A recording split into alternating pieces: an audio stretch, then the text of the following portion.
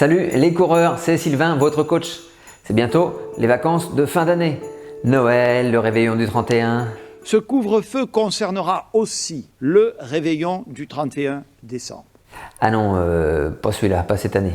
Et à l'occasion des fêtes de fin d'année, je me permets de vous conseiller de faire votre coupure annuelle de course à pied maintenant à la place de celle de l'été prochain. Pourquoi ? J'ai de très bonnes raisons et je vous explique tout ça juste après le générique. Pendant ce temps, bouton rouge, petite cloche.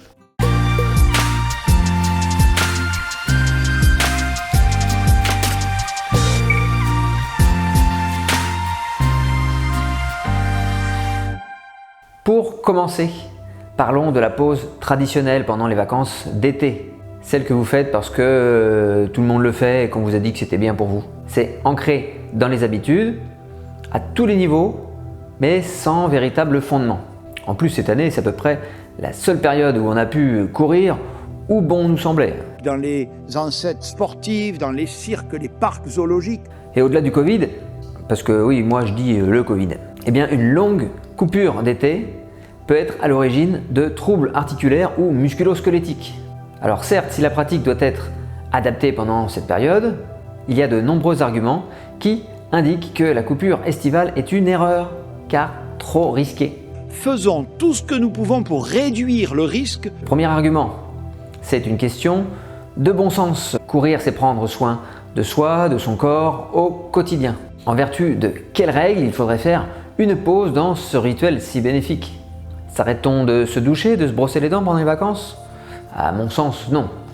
Je ne sais pas ce que vous en pensez, vous dites-le moi dans les commentaires, mais notre corps, il est fait depuis la nuit des temps pour être opérationnel tous les jours, toute l'année.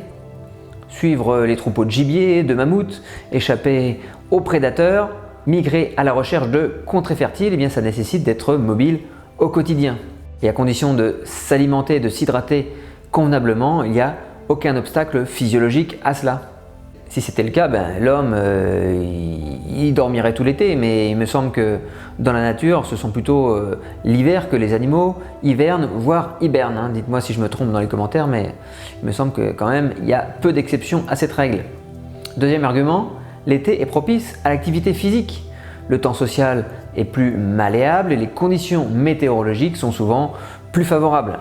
Quoi de plus agréable qu'un footing au petit matin, à la fraîche, avant de prendre un petit déjeuner en famille?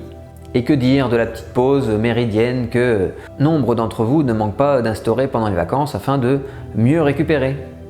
Troisième point, l'été permet de profiter d'une alimentation riche en micronutriments. Car d'un point de vue alimentaire, la nature nous donne en été ce qu'elle a de meilleur avec une profusion de fruits et de légumes frais, gorgés de soleil, de vitamines et de micronutriments. De quoi allier santé, plaisir, à condition d'être raisonnable dans votre consommation de vin rosé, grillades et autres spécialités estivales. Donc vous l'aurez compris, je ne suis pas un inconditionnel de la coupure totale dans l'entraînement. Les éléments que vous venez de nous présenter appellent donc deux conclusions. L'été n'est pas la période idéale pour couper si jamais vous voulez absolument couper. Et du point de vue de l'entraîneur, cette coupure vient à l'encontre de deux principes fondamentaux de la planification de l'entraînement, la continuité et la progressivité. Pour garantir la progression et pour prévenir les blessures, ce principe préconise de faire varier les charges d'entraînement de 10% environ maximum d'une semaine sur l'autre. Et là, sans prévenir, on passerait de 100% à 0% de la charge d'entraînement. Et puis, quelques jours, quelques semaines après, on passerait de 0 à 50, 70 ou 100%, comme ça, sans crier gare. C'est une aberration qui va prendre en effet le temps de faire une quinzaine de désentraînements progressifs, puis de se donner 15 jours pour reprendre ensuite progressivement. Vous? Non, personne. Et alors, le stress soumis à votre organisme est très important et ça augmente sensiblement le risque de blessure à la reprise, tambour battant, dès la rentrée scolaire de septembre. Et puis je trouve qu'il y a déjà suffisamment d'occasions de s'arrêter dans l'année pour ne pas en rajouter une coupure d'été, car il y a déjà les blessures, les différentes petites infections, les impératifs familiaux, les blocages professionnels, etc. Alors, sur ma chaîne, vous le savez, pas de langue de bois. Je vous dois d'abord la vérité et la transparence. Selon moi, la coupure estivale est bien pratique pour certains coachs. Car si tous les athlètes sont en vacances plusieurs semaines, eh bien les coachs ont du répit pendant quelques semaines sans avoir de planification ni de suivi à effectuer pendant ce temps-là. Ce serait une décision plus facile et plus confortable à court terme, car je sais la lassitude de beaucoup d'entre vous. Et cela a dû grandement participer au succès du Summer Break. Je pose ça là, comme ça, vous en faites ce que vous voulez. Alors vous allez me dire, oui, mais il y a l'aspect mental, tout ça. Effectivement, après une saison d'efforts, de sacrifices, il est bon de faire un break total pour régénérer et retrouver de la motivation. Mais entre nous, les athlètes de haut niveau sont les seuls concernés par des pressions psychologiques et des enjeux qui justifieraient un break total. Et si on considère les risques liés à la coupure, il faut reconsidérer cet aspect et simplement apporter des ajustements dans le contenu de votre entraînement, les allures, les parcours, les horaires, y apporter des activités dérivatives mais ne pas couper totalement. Je vous mets un lien ici en fiche et en description vers un article qui traite de ce sujet qui pourrait donc vous intéresser. Cependant, à la lumière de tous les arguments exposés en la défaveur d'une coupure estivale, l'idée de faire une coupure dans une autre période, une période de l'année plus fatigante, celle où le corps serait mis à rude épreuve, n'aurait-il pas plus de sens une coupure de 6 à 8 jours pendant les fêtes de fin d'année? Comment expliquer ce phénomène? Eh bien, 1.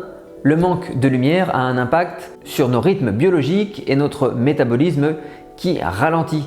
Ça a un impact également sur l'humeur, la qualité de notre sommeil, la synthèse de la vitamine D et tout cela fragilise notre système immunitaire et l'organisme en général.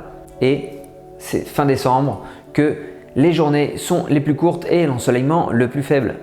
2. Les journées courtes et le manque d'ensoleillement joue sur le moral et la motivation et ça ne nous incite pas à sortir, on y va un petit peu contre notre gré.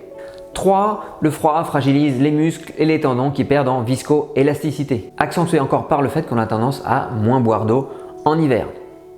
Et le froid, cette année, il va arriver juste après Noël. Outre la question des températures, nous savons que les fêtes de fin d'année, à Noël ou pour le Nouvel An, constituent des moments particulièrement à risque. En effet, 4. Les toxines emmagasinées à cause d'une alimentation trop riche, beaucoup trop riche et déséquilibrée vont encore fragiliser votre terrain et favoriser les inflammations. Et dans le genre riche et déséquilibré, les multiples réveillons et repas de fête sont vraiment le summum de ce que vous pouvez faire et faire subir à votre organisme. Vouloir s'entraîner dur en plus de tout ça risque fort de vous faire basculer vers le surentraînement, voire vers la blessure. Surtout que pendant les vacances de Noël, le rythme est souvent effréné, où l'on court de famille en famille, de repas en repas, ce qui est plus synonyme d'épuisement que de repos. Donc, plutôt que de couper l'été, j'espère vous avoir convaincu de l'intérêt de lever le pied 6-8 jours pendant les fêtes de fin d'année. Qui a dit l'un n'empêche pas l'autre. Donc profitez bien de vos proches, mangez sans culpabiliser et reprenez ensuite tout en douceur vers la préparation de vos ou votre objectif de printemps. Les premiers mois de l'année prochaine doivent nous permettre de franchir un cap. C'est ce que je vous souhaite à tous. Voilà, c'est déjà la fin de cette vidéo. Si vous l'avez aimé, lâchez un petit pouce bleu, je sais que vous en êtes capable. Je tiens une nouvelle fois à vous en remercier très sincèrement. Et si vous n'êtes pas d'accord, eh bien il n'y a pas de problème, partagez vos arguments dans l'espace commentaire, c'est fait pour ça. J'y répondrai avec grand plaisir. À très bientôt, prenez soin de vous, prenez soin de vos proches et je vous souhaite de joyeuses fêtes. Bonne soirée à toutes et à tous. Donc voilà, je vous accueille ici pour la première fois dans mon nouveau décor. La maison, le projet qui m'a un petit peu ralenti dans mon rythme de vidéo ces derniers mois, voire depuis un peu plus d'1 an, eh bien, est enfin arrivé à son terme. Donc j'ai vraiment bon espoir de pouvoir augmenter de nouveau un petit peu le rythme des vidéos. On va tester soit ce décor-là, soit ailleurs. Hein. Je vais trouver mes marques petit à petit. Et puis on se retrouve très bientôt, peut-être une dernière vidéo avant la fin de l'année. Et puis on se retrouve avec, pourquoi pas, une ou deux vidéos par mois pour l'année 2021. Allez, ciao ciao les coureurs, salut!